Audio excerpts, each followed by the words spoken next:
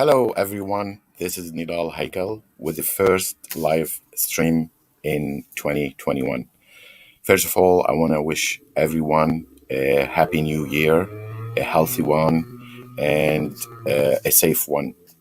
My guest for today is the guy with the blue shirt. And who doesn't know the guy with the blue shirt? He helps figuring out how we can make our aspirations into action.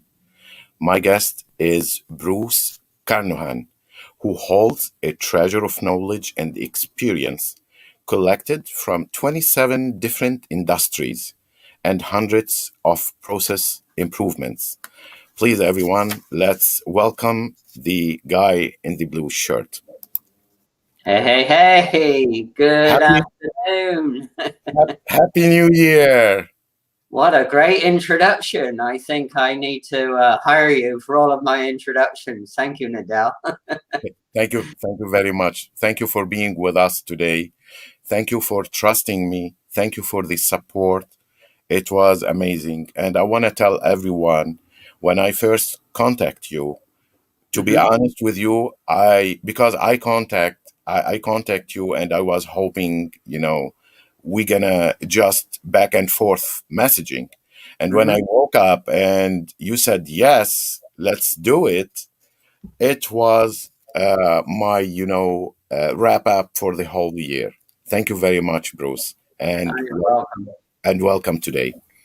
Oh, you're good. All good. So I just want to let you know why I do that is that I got my LinkedIn live hosting back in the middle of 2020, and I actually had some LinkedIn live hosts actually help me as well. So it's kind of my little way to pay it forward and just show a little gratitude for everything that I've learned from them and also learn from being a host myself. So it's kind of cool being on the other side of the table. Actually, it's I like it. It's less stressful. Yeah, you're welcome, and happy New Year to you. Sure. The guy with the blue shirt. This is my next question. My hmm first question is gonna be: we left 2020 behind us, and I've seen the fancy dinner you was having, celebrating. What happened to the lobsters? Well, to share a little, my wife is from the Philippines, and she's an extraordinary creative young lady, and also she loves to cook. So she loves seafood, and unfortunately, I like seafood, but it doesn't like me. So I have to be real careful with. Sometimes I get allergies, sometimes I don't. So I kind of usually leave it alone. So she did her favorite, which is the lobster tail.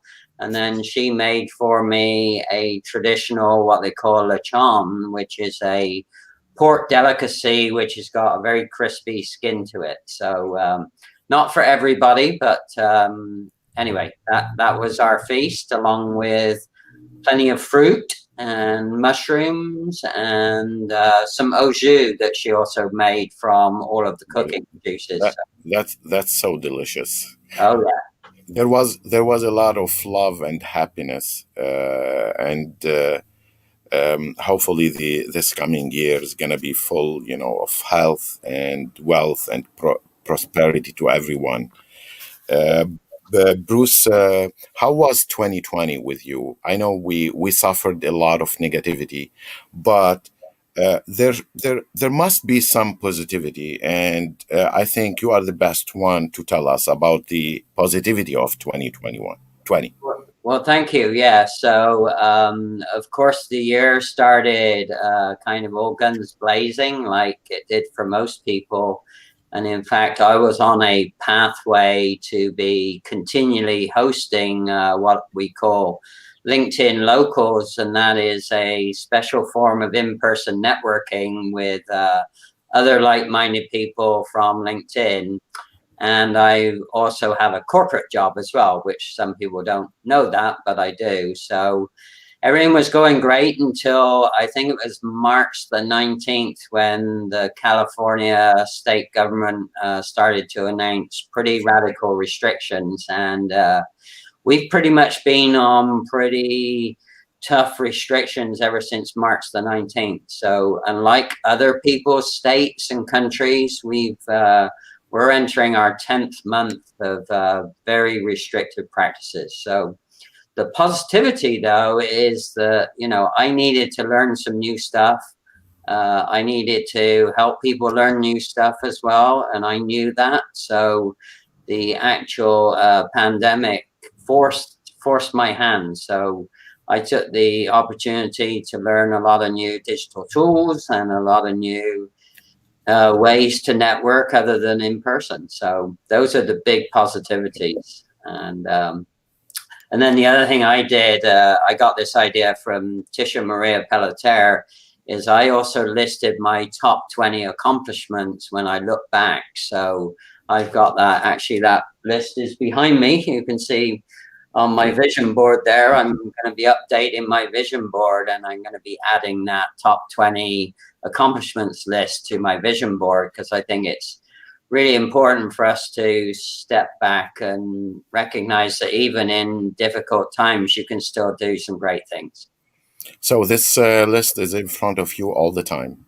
It will be in front of me all the time. It's written literally in a Sharpie. I just scratched it down on a piece of rolled paper. So I don't want to make it fancy, because I try and live a simpler, faster, better lifestyle. And that's what I mentor and coach people to do too. So sometimes simpler is better, right?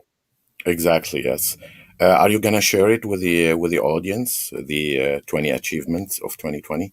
Yeah, I could. You want me to grab it or just share it as a follow-up post? I don't mind. Which do you prefer?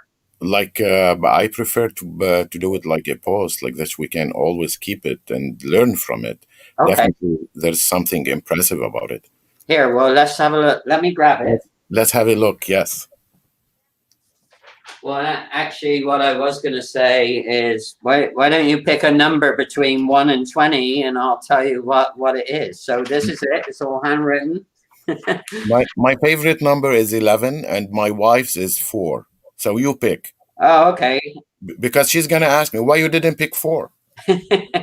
We better do the wifey's then. Actually, my number 4 was helping other connections to either learn or prosper or grow, or helping other connections find additional resources here on LinkedIn. So a lot of people are a multiple platform user. I'm not. I stick with LinkedIn and I extend to YouTube. Those are the only two business social media platforms that I use right now. And I'm a live example for number 4.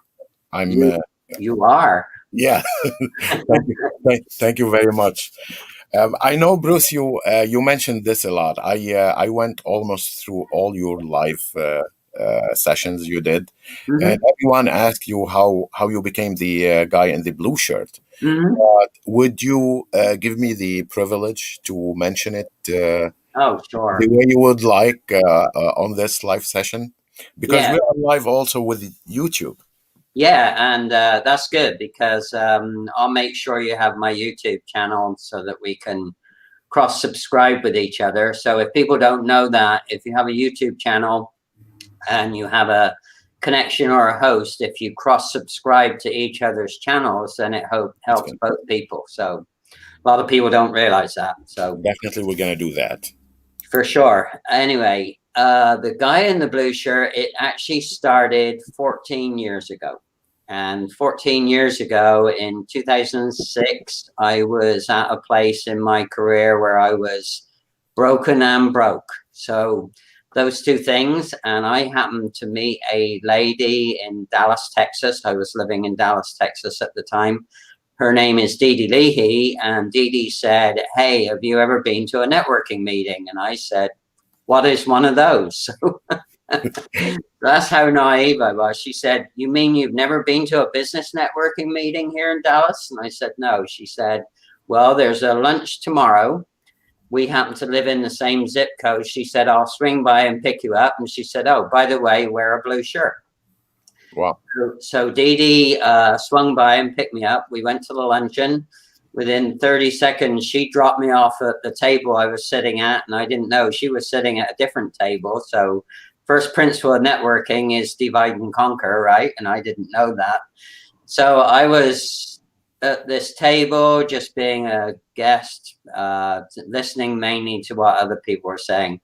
So on the car ride home, obviously I thanked her. I said, why did you suggest I wore a blue shirt? And she said, well, in Dallas, it's a very trusting color, and the electric blue, because I have electric blue eyes, it makes your eyes pop and it makes you more memorable, so that even if people don't remember your name, they'll remember the blue shirt. Anyway, so from 2006 all the way up to 2019, if I ever went to a networking event, or I thought I might be on camera or in pictures at a business event, I would wear, electric blue shirt. And I have a variety, everything from t-shirts, polo shirts, more of a dress shirt like this one today. And fast forward to last fall, I started to go to LinkedIn local Los Angeles in-person networking meeting. And I met a lady called Gracie Ruth Melendez. And Gracie and I also went to a couple of meetings thereafter. And Gracie could never remember my name. So we were doing something, and I just heard her say out of one ear like this. I wasn't listening in, but I heard her say, she said, oh, go ask that guy in the blue shirt. He'll give you the answer to that. Anyway, and then a month later, which was earlier in 2020, I went to help Gracie, who had set up her own LinkedIn local group in Pasadena. So I went and I sponsored the buffet and just went to support her. And in the introductions, again, she couldn't remember my last name. So she said, oh, meet Bruce. He's the sponsor, the guy in the blue shirt. So the following day, I thought, you know what?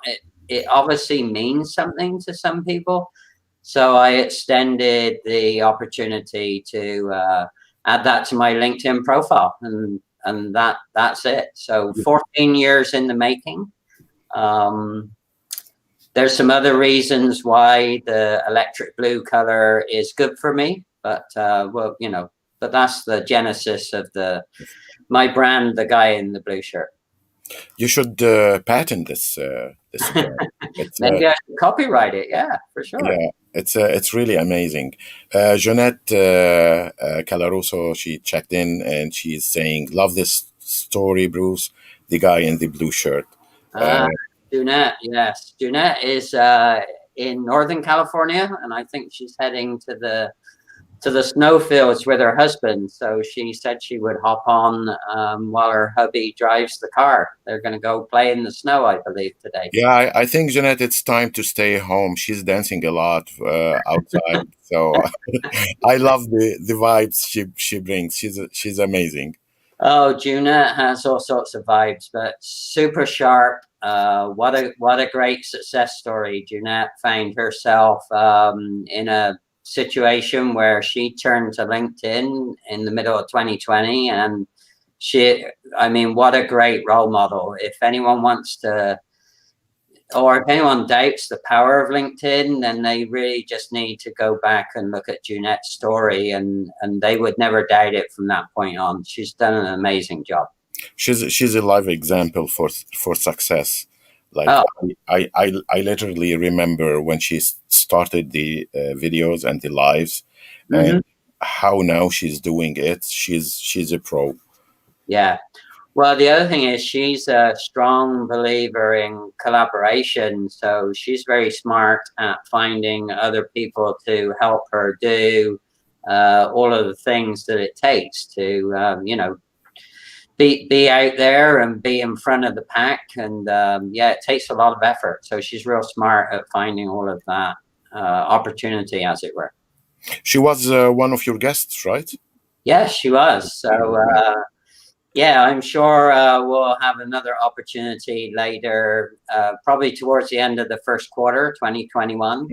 I've already got my January filled up. I'm actually going to be doing 2 spots next quarter, which is a Tuesday and a Friday, both at 4:30 Pacific, 7:30 Eastern. So Wow, you have a busy year already planning for the second quarter. well, quarter one, as I said, I got January, all the spots are filled up. I've got half of my February spots filled up. So if people are seeing this and they're a business owner or entrepreneur, or they hire high potential team members or leaders, then you will be a great person I would like to feature. So I would love to. yeah, you can come back on the Dell anytime. Thank you very much. This is not strange from all the support you are showing right now. It's live support. Um, uh, Support. That means something else in other people's. Hopefully, we don't need life support in real like a uh, yeah.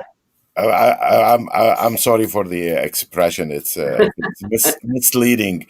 Live session support. Right, yeah, not as in needing to be resuscitated, right? Yeah, I've been there. My first live, I said ending the live. I said now I'm gonna end my live, and then when I was watching the playback, I said, "Oh my God, I should get arrested for that." Well, hopefully somebody proactively contacted the help center and said, "Hey, just check out this guy is not going to." It's going to end his live. Yeah. Right. Yeah, So, actually, I've noticed that as something that LinkedIn has added as, if you have a concern about somebody's profile or their content, you can actually send them a note you can, saying, yeah. I think this person's in danger. So that was an awesome move by LinkedIn to do that. Bruce, how do you see the platform LinkedIn? I know you only have social media presence through LinkedIn and YouTube, as you mentioned earlier. How do you see the platform? Do you see it's different from a year ago to now? It's more. Uh, it's a real social platform rather Right. than it used to be, like you have to be serious on the platform or you get kicked out. Right. Like it's all about resumes and jobs. Now you see a lot of life leads, you see mentor leads. How Mhm. do you see the platform? Yeah, I think LinkedIn have done an outstanding job of talk about adopting and adapting to the real life situation, right? Obviously, we've had a lot to deal with in 2020, a lot of serious issues. So I think they've realized that if you can still have fun and be professional, and you can still have fun and address serious issues. So they've done an amazing job of that. I love their technical team must be really on it because, as you know, and you mentioned in the introduction, I do process improvement work, and a lot of their processes they've really cleaned up. And so a great example on your smartphone for the birthday celebrations, you used to have to do 3 or 4 clicks to go send a message to that person. Well, they've made it simpler, faster, better, where you just get the list and you can press one button, you can go right down the list. So what? Well, for busy people like me that have multiple roles, that saves me anywhere between 2 to 5 minutes every day just reaching out to people to celebrate their birthdays.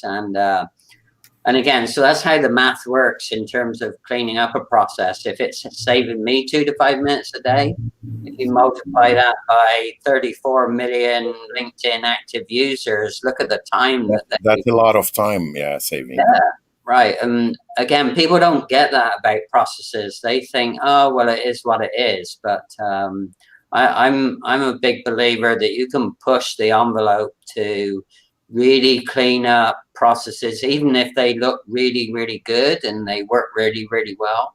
There's still opportunity for a marginal better improvement. And again, it's outstanding what can happen if you do that. In terms of where I see it going, I think, again, LinkedIn seem to have their finger on the pulse. And I'm going to be intrigued to see what other processes they introduce in 2021. So I don't, I don't go to LinkedIn, their head offices. I would like to do that one day, but we'll see what comes up. So if anyone's watching this and they know some of the future developments that are coming on LinkedIn, and have at it, share away. So, and I might be driving Bruce to the headquarters. Don't oh, forget really? about me. In where? Which the one on the West Coast, or? But anywhere, I can. The most important thing is I'm with you. Don't forget about me. Oh, okay, cool. Yeah, that would be awesome. I don't know how you get invited. I know there are some people. Some of my connections are brand ambassadors for LinkedIn, so I don't know how you get to Get invited. be at that status with LinkedIn. So. You mentioned your process, the process cleanup, Mm-hmm. and I would love if you can tell us about you name it on your webpage, the Carnohan process, and it's simpler, faster, and better, Correct. which works on simplifying work, saving time and money, and designing a new process. Mm-hmm. Can you tell us more about this cleanup process? Right. So again, a lot of people don't. So process cleanup is a methodology or a thinking process. So you can take any existing process and find ways to improve it, or like we've had to do it since 2020. If a process doesn't exist, you can also use the process cleanup approach to put in place new processes. Now, if you have the luxury of putting in place new processes, I always mentor and coach people to think, okay, what's the simplest, fastest, best way to set this process up so that number one, it can be sustainable without too much effort. Mhm. And what I found is that every piece of the process you can put into one of the buckets, which is, okay, if I'm looking at the front end of my process and it's a little complicated, how could I take the front end of my process, and it might be order taking, or it might be producing kits, or it might be, it doesn't really matter what the process is, but if it's complicated, you can put that, okay, this is a candidate to make it simpler. And what I found is that to make a process simpler or faster or better, what you've got to do is either reduce or eliminate wasted process steps, time, and money, or resources. So sometimes it may not be money, it may be somebody else's resource. So like good example for that is if I asked you to book an appointment with me, Nidal, and I sent you my link and my link didn't work, then what I'm doing is I'm depleting your time resources because my process didn't work. So it's a little complicated sometimes, but people don't understand that resource depletion is a huge piece of making processes work better. So basically, it's a company's area, or it works with executives and leaders and CEOs. The cool thing about my simpler, faster, better methodology is it's based on more than 40 years of proven implementation projects. So I've either led the project or done the project or designed the project. So because it's proven time and time again that it can be applied to any process. So an individual can use it for their process, all the way up to a large corporation can use it for all of their functional teams and everything in between. So, and it's not restricted to any industry because, again, I'm a little bit unusual that I worked doing process improvement in the state agency, not-for-profit sector for almost 5 years, as well as being in a for-profit environment. So doing process improvement in a not-for-profit environment or state agency is totally different than, in a for-profit organization. but the method is the same, and that's what people don't always understand. That we're more alike than we are disalike, and people don't recognize that sometimes. So it's basically a fit for, it's a general fit, no matter what the organization is going through their process. Mm-hmm. You don't need to analyze what do they have problems. Uh, Well, yeah, part of the technique is to do an analysis. So I have different approaches. I have what I call a sprint light, which is a 5 session, 80-minute virtual session over 4 weeks, where you would just look at one specific process, either an existing process or uh, one specific process that is not in place that needs to be in place. So that's what I call a sprint light, and that's the kind of minimal process product offering. My most expansive one is where it would last over a 3 to 4 month period of time, and well, it would be multiple sessions, but and you would address more than one processes. In fact, normally you address a lot of interwoven complex processes during that whole thing.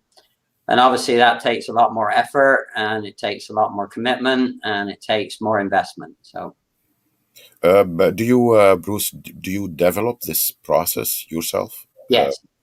Mm-hmm.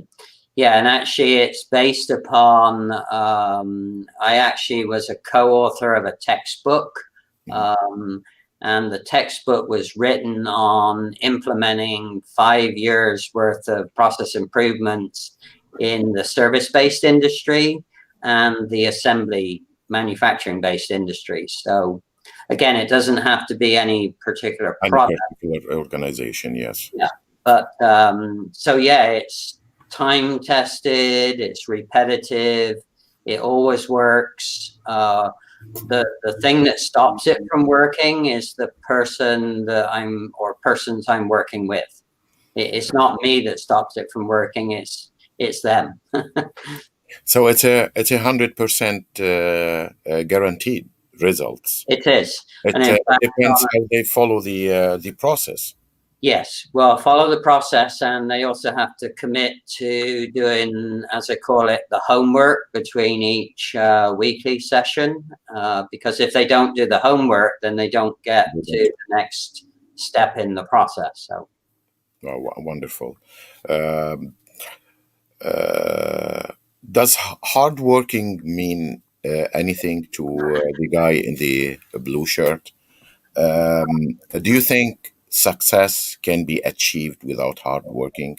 Like you see, LinkedIn, for example, it's a huge platform. Do you think like by liking and posting, we're gonna succeed, or you have to bring something value, something different?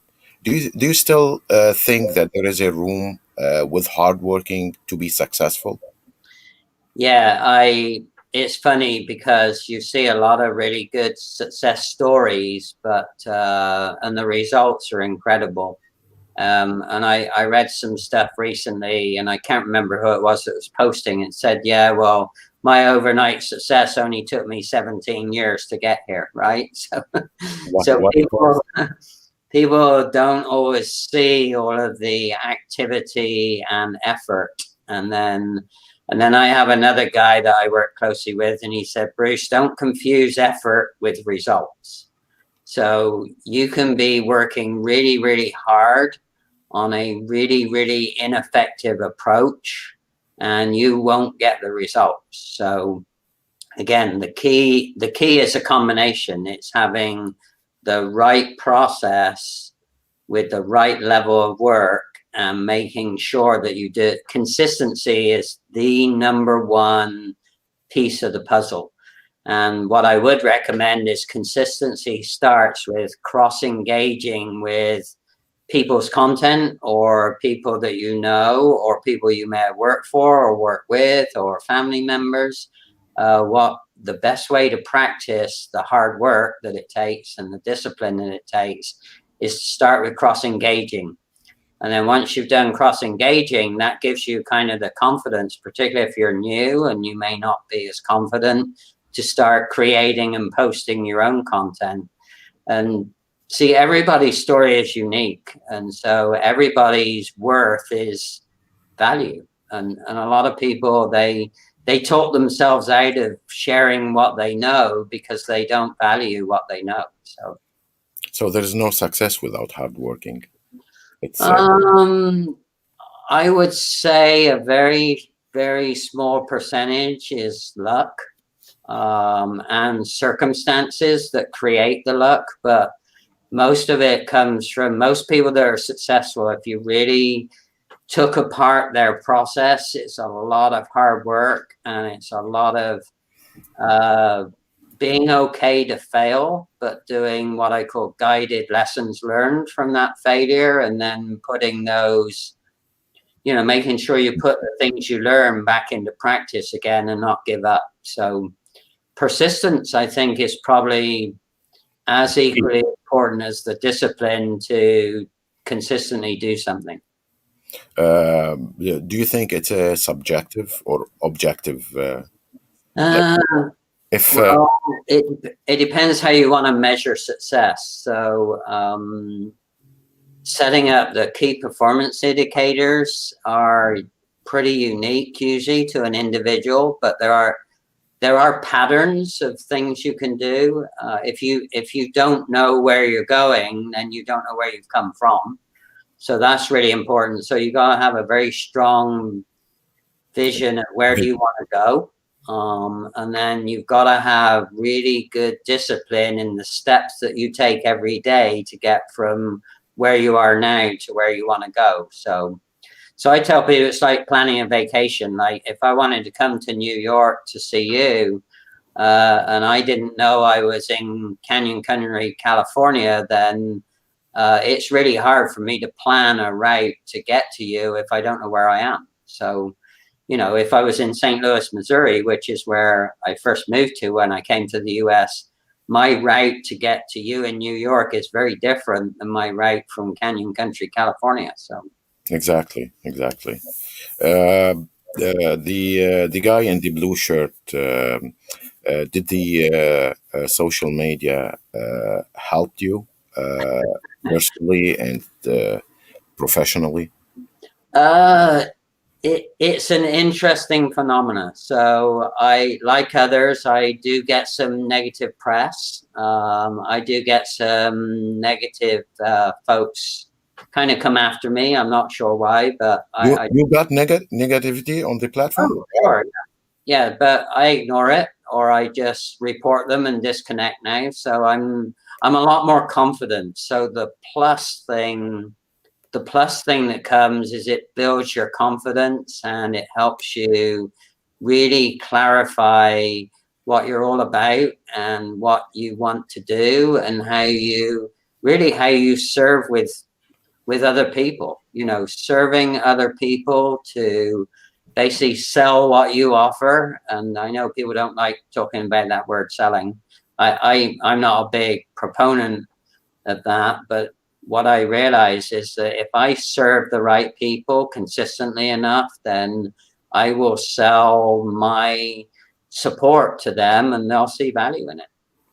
There is a method that says that we are always in a state of selling, whether Mhm. you are selling, no matter what you are doing, even if you are mentoring, you are selling.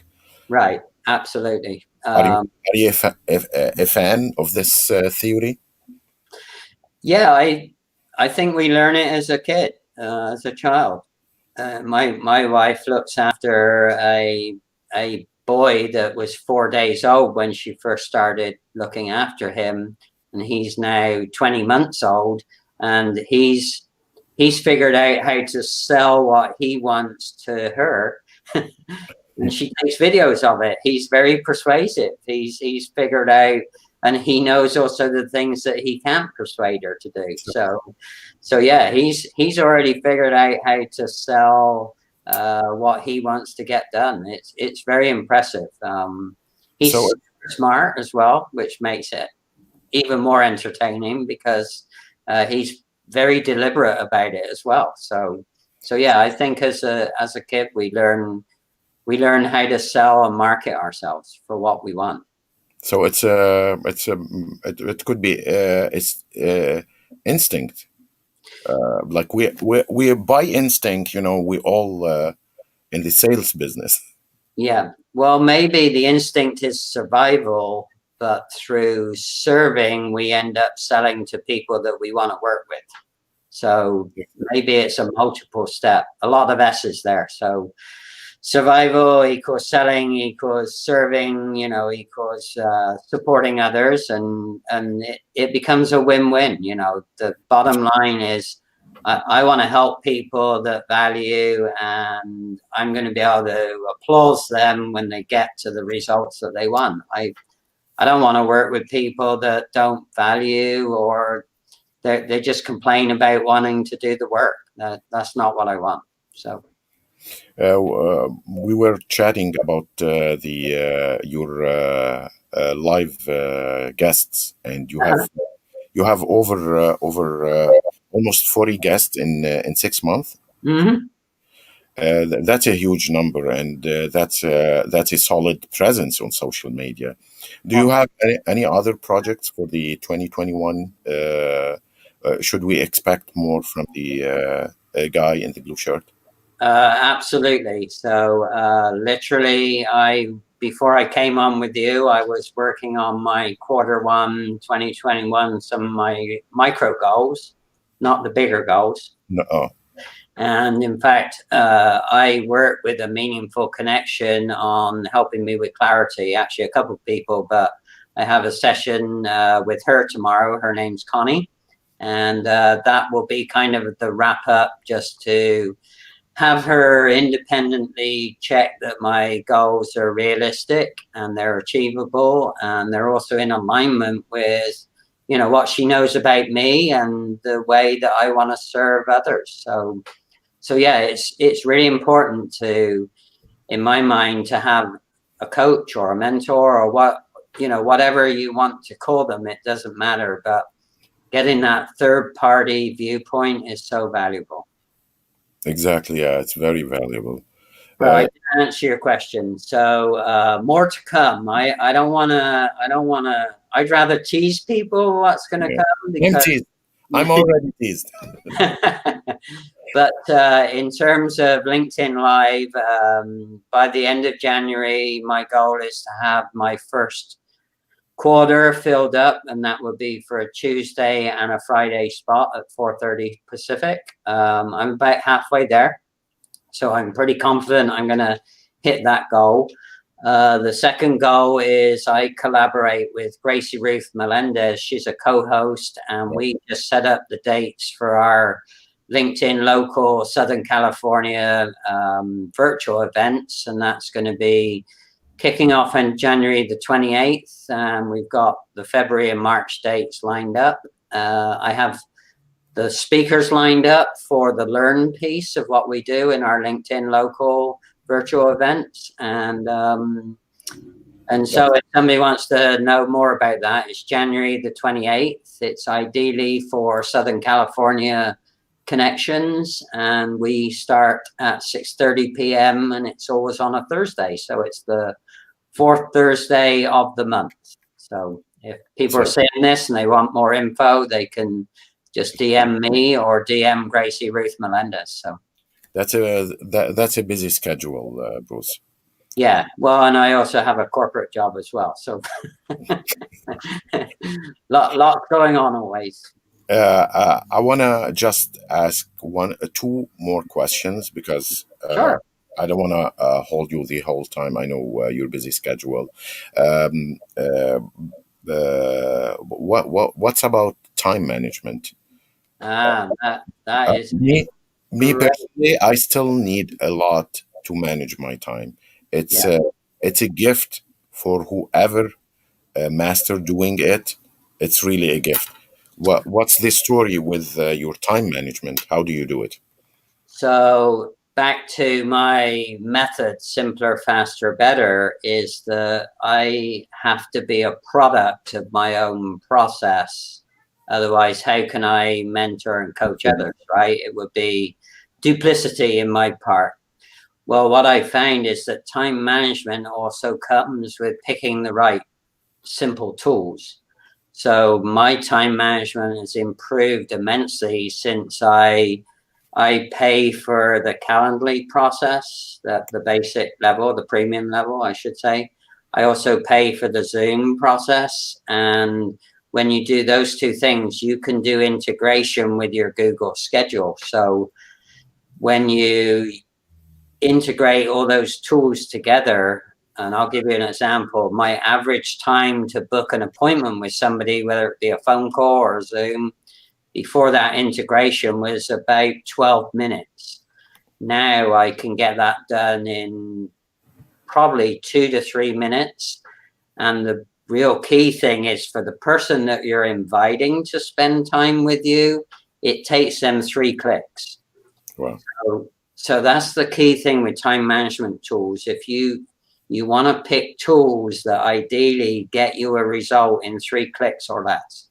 So that's kind of a golden rule that, and if it takes you 5 clicks, and hey, there's a great opportunity for a process cleanup to see if you can get it back to 3 clicks.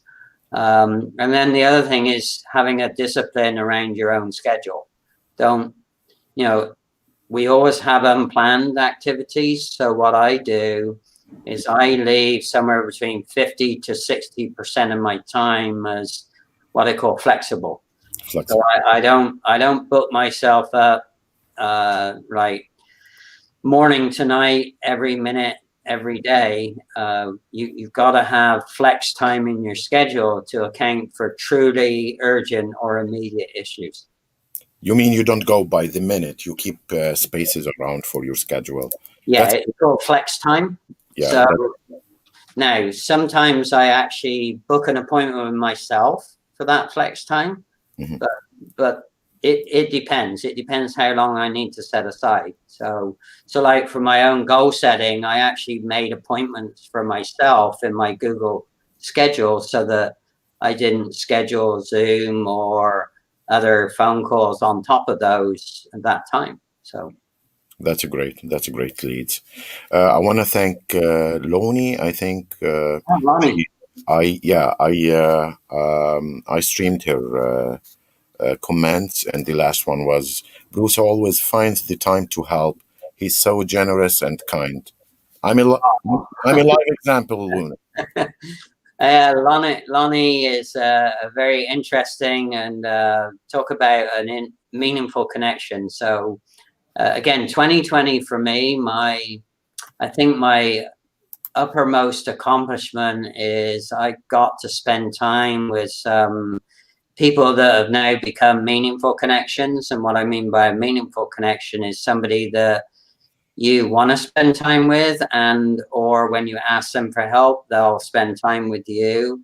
And it's about regular, deep and wide communications with them. So I have 18 to 25 LinkedIn connections that I pretty much communicate with every day.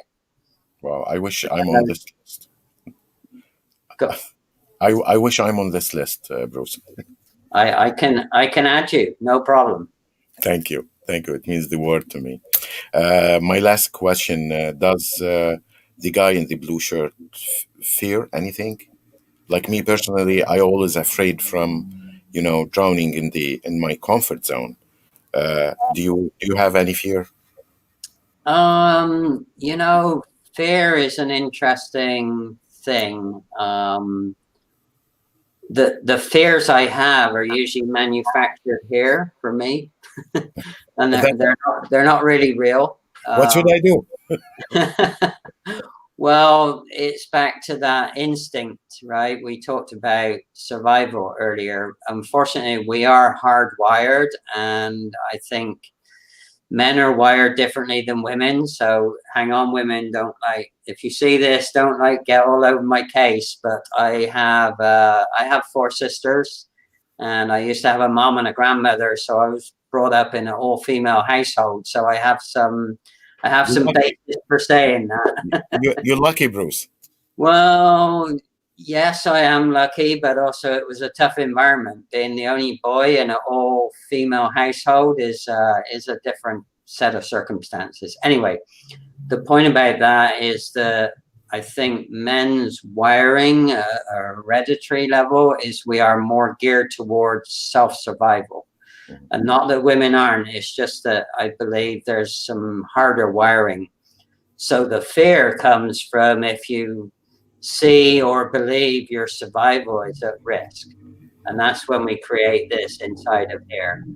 Um, an actual physical fear is I don't like heights. And the way I got over that is I skydived once for a dare. So I jumped out of an aeroplane with a guy in tandem at 11,000 square feet, 11,000 feet in the air. So that was, I wouldn't do it again, but I faced my fear on doing that. And then the other thing I did is earlier in my career, I did an advanced leadership training course.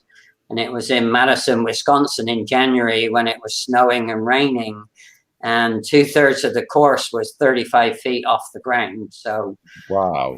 and I spent about 2.5 days, 35 foot in the air for 6 hours a day on this advanced leadership training course that was run by two That ex. was that was a big challenge. It it wasn't it wasn't comfortable, put it that way.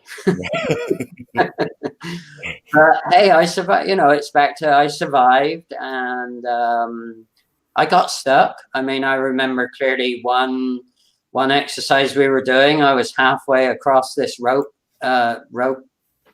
system where I was relying on somebody that I hadn't worked with before to pull me across on the rope, and the ropes got stuck because it was freezing cold. So I'm literally dangling 35 feet off the ground, and one of the instructors, you know, I was trembling, I was falling apart. One of the instructors jumped in and came and rescued me, and he said, "See, it's okay." And they said that they hadn't lost anyone before on the course. So You you fa- got to trust people sometimes. you faced your fears in that. I face my fear of heights now. Am I still skittish about fear of heights? Yes. Do I go out of my way to do that? No. But I can't. I know I can do it if I have to. Put it that way. With this, Bruce, I really want to wish you all the best within this new year. It's still Mm-hmm. fresh. Wishing you all the health and wealth and progress. And I can't thank you enough for being with me. And is this your first time you are a guest? Actually, it's the first time in 2021, so thank you. I like doing first. So I know what I'm gonna put on my 20 list for 2021, like yours. Well, The which is what? which is gonna be the guy in the blue shirt was with me the first live in 2021. It's Okay. gonna be my first achievement for the year. Yep. Well, keep good track, because that's the other thing is we don't in the hurry up and in the activity. There's a lot of distractions in our new world. You know, just remember to jot things down so that you can come back to it. Old fashioned, you know, pen and paper, jot it down. That works best for me. Right. Yeah, And for you too. I'm trying to be digital as I can, but there should be a pen, a paper, and I always fight with my kids when they are studying through this. Mm-hmm. The guy in the blue shirt, Bruce Carnohan, thank you very much for being with me today. All right. Uh, I learned a lot, and I wish you would accept my friendship forever. Thank Oh, you. no problem. Thank you for having me. Do you want me to hang on for? Uh, I can do it from here. Thank you, Okay, and stay safe. We will wait for your leads from your list. absolutely. Have a wonderful evening. All right. Bye-bye. Yeah. Thanks again. Bye. Bye. So, everyone, this was the guy in the blue shirt, Bruce Carnohan. Amazing guest. Wishing him all the best. I want to, as usual, end this live stream through LinkedIn and YouTube with a saying, the best time to start is now. Everybody, Happy New Year. And this is Nidal Haykal.